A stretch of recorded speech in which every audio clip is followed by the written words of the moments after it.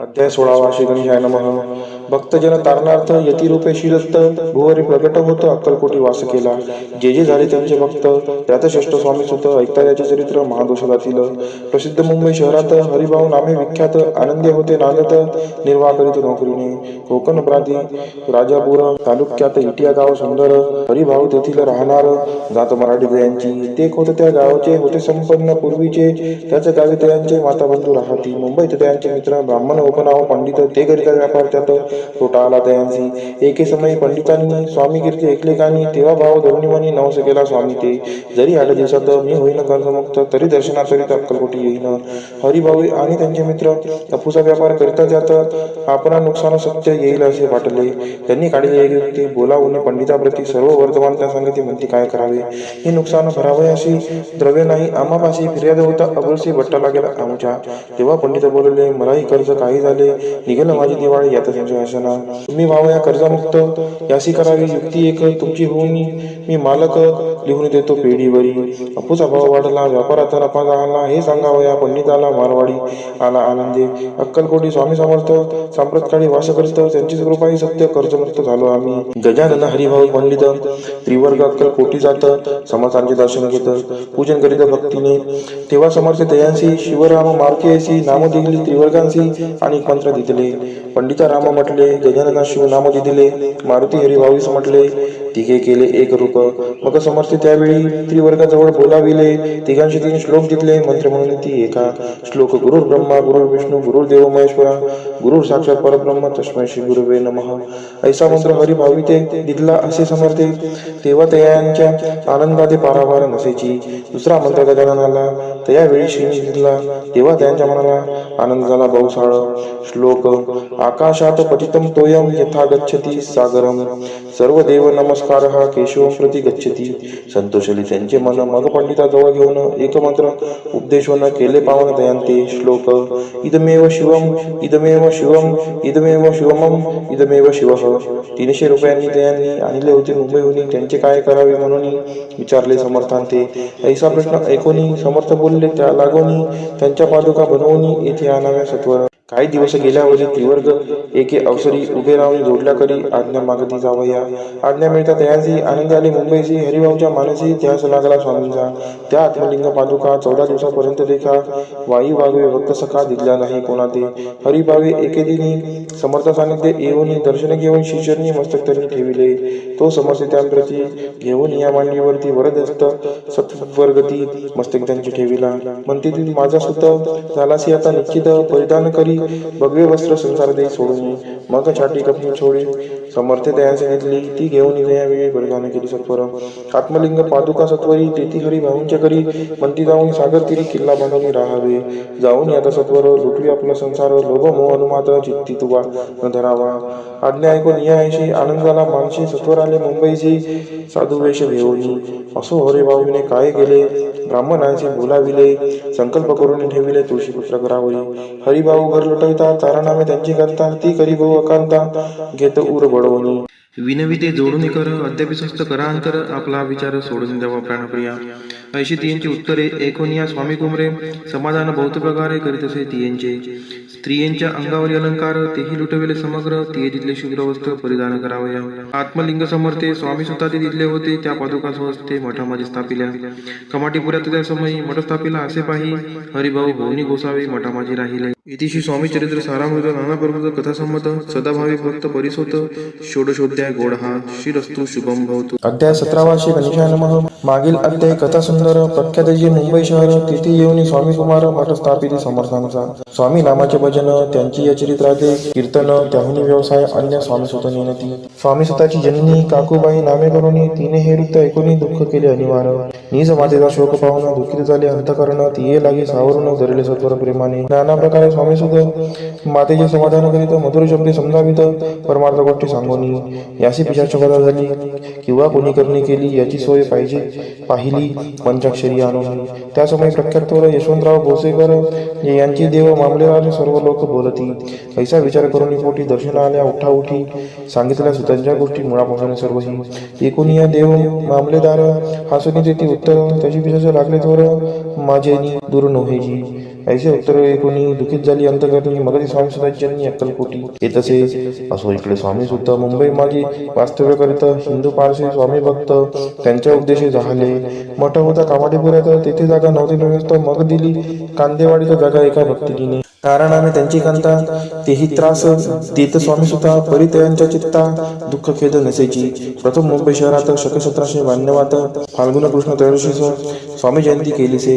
कोणे एक समयासी नगरकर नाना जोशी सहज आले मुंबईशी. त्यांनी ऐकले वर्तमान.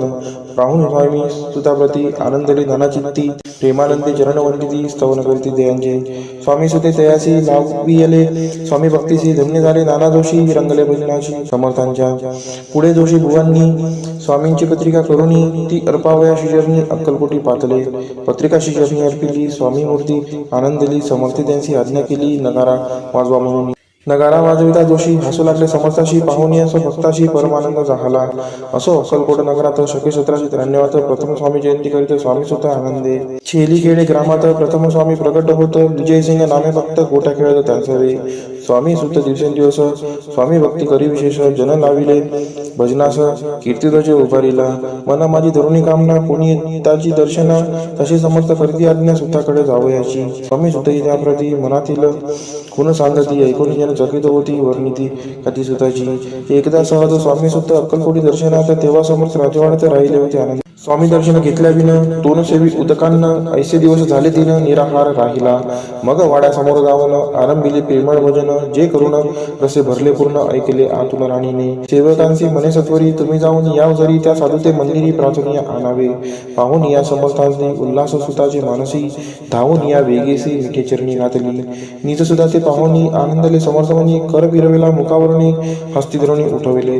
अक्कलकोटी त्या अवसरी बहुत होते सेवेकरी परी समर्थांची प्रीती करी स्वामी सुतावरी होती. स्वामी सुद्धा रात्रंदिन समर्थांपुढे करती भजन पायी खडावा घालून प्रेमरंग नाचती. एके दिवशी समर्थ बसले असता आनंदात स्वामी सुद्धा भजन करत पायी खडावा घालून एकांत समय साधूनी समर्थ सांगती दयाकानी आम्ही जातो निजनामी वाळसापुढे चालवावा.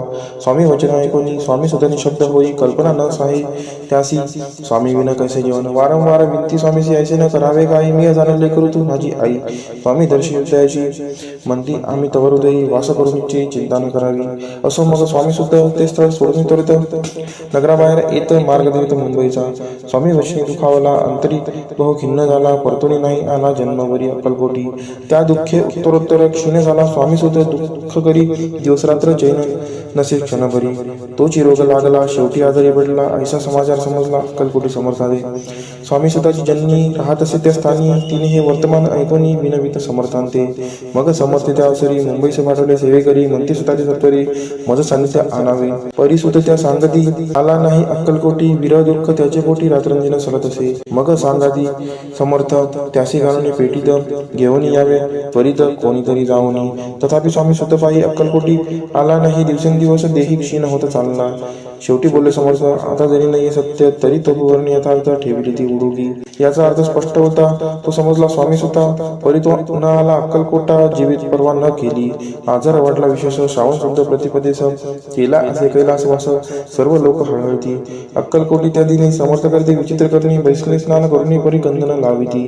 भोजनाचे न उठती धरणीवरी अंग टाकती कोणा संगे न बोलती रुदन करती क्षणोक्षणी. चुक्या माझी सत्वर मुंबईवनी आली तार श्रुत झाला समाचार स्वामी स्वतः जात झाला.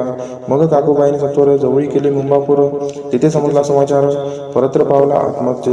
निजे पुत्र मरण वार्ता ऐकून करती आकांता तो दुःखद समयवर नेता दुःखद अंतरी होत असे. असं मग काकूबाई अक्कलकोटी लवलाही परतून आल्या पाही बोलल्या काय समजता दे. सुता आपुला भक्त असून अकाली पावला का मरण. मग स्मरती जेहे चरण त्यांचे तारण होय कैसे. समर्थ बोलले ती येसी उल्लंघिले आमच्या आज्ञेसी संधी सापडली काळासी ओढणी बाळेची मग नेला. धन्य धन्य स्वामी कुमार उतरला भवोदधी दुस्तर ख्याती झाली सर्वत्र कीर्ती अमर राहिली.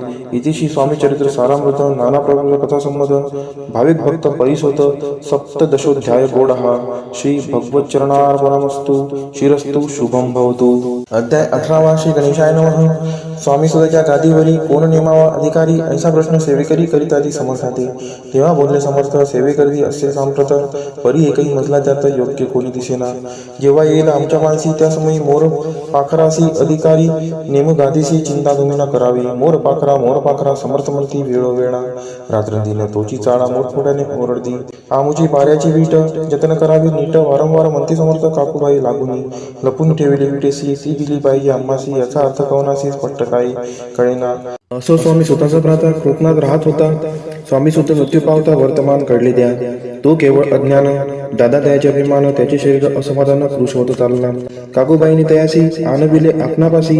एके दिवशी समर्थांशी दादाप्रती दाखविले. समर्थे बोलले बाईसी 4 वेळा जेव घाली असी. आरोग्य होईल बाळासी चिंता मानसी करू नको. त्याप्रमाणे बाईकरिता दादाशी झाली आरोग्यता. समर्थांची कृपा होता रोगपोटे राहिला. केजगाव मोगलाईत तेथे नाना साहेब भक्त त्यांनी बांधिला शिंचा मठ द्रव्य बहुत खर्चिले. शिंची आज्ञा घेऊन सत्य पादुका स्थापाव्या मठात. या कारणे अक्कलकोटी येत दर्शन घेत समर्थांचे. ते म्हणते काकूबाईसी पादुका स्थापन करायासी. तुम्ही पाठवा दादासी समागमे आमुच्या. बाई म्हणते तो अज्ञान तशात शरीर असमाधान. त्याची काळजी घेईल कोण सत्य सांगामच लागे. समर्थरित्य ऐकून म्हणती द्यावे पाठवून. बाळा आहे जरी अज्ञ तरी सांभाळते असे. समर्थ पुनच्च बाईशी बोलले त्यात तुमचे काय गेले. आम्हाला दिसेल जे भले तेच आम्ही करू की. शेवटी मंडळी सांगती दादाशी पाठविले केच प्रीती. पादुका स्थापन झाल्यावरती दादाला परतोनी. पुढे सेवे कर्यान सांगती त्याची मुंबईस पाठविती. ब्रह्मचार्यांची आज्ञा करीती याची स्थापका दिवरी. दादाशी करुणी गोसावी मुंबईची गादी चालवावी. स्वामी सुताशी यास द्यावी कपनी गवळी निशान. ब्रह्मचारी दादाशी उपदेशिती दिवसनिशी. गोसाई होऊन गादीशी चालवावे आपण. दादा जरी अज्ञान होता तरी अशा गोष्टी करता. नकार मनाची सर्वता न रुचे चित्ता त्याची या परी ब्रह्मचार्यांनी पाहिली खटपट करून. शेवटी दादांची मुंबईहून अक्कलकोटा पाठविले. समर्थ अशा समयी आज्ञा केली भुजंगासी. घेऊन माझ्या पादुकांशी मस्तकी ठेवे. दादाच्या मोर्चले आणून सत्वरी. धरा म्हणती त्यावरी. आज्ञेप्रमाणे सेवे करिता ती तैसे ग. शिंच्या पादुका शिरी पडता. उपरती झाली त्यांच्या चित्ता. हृदय पगटला ज्ञान सविता. अज्ञान गेले लयाते. धन्य गुरूंचे महिमान. पादुका स्पर्श करून झाले तत्काळ ब्रह्मज्ञान. काय धन्यता वर्णावी. असो दादाची पाहुणी वृत्ती. काकूबाई गचकली चित्ती. म्हणे समर्थ दादाप्रती वेळ कचित लाविले. ती म्हणे जे समर्था आपण हे काय करता. दादाजी या शिरी ठेवता पादुका काय म्हणून. समर्थ बोलले तियांसी जे बरे वाटेल आम्हासी. तेची करू या समयी व्यर्थ बडबड करू नको. काकूबाई बोले वचन एकासी गोसाई बनवून टाकीला आपला मारून. इतुकेची पुरे झाले. ऐकून ऐशा वचनाला समर्थांची क्रोध आला. घाला म्हणती बाईला खेड्या म्हणजे सत्वर.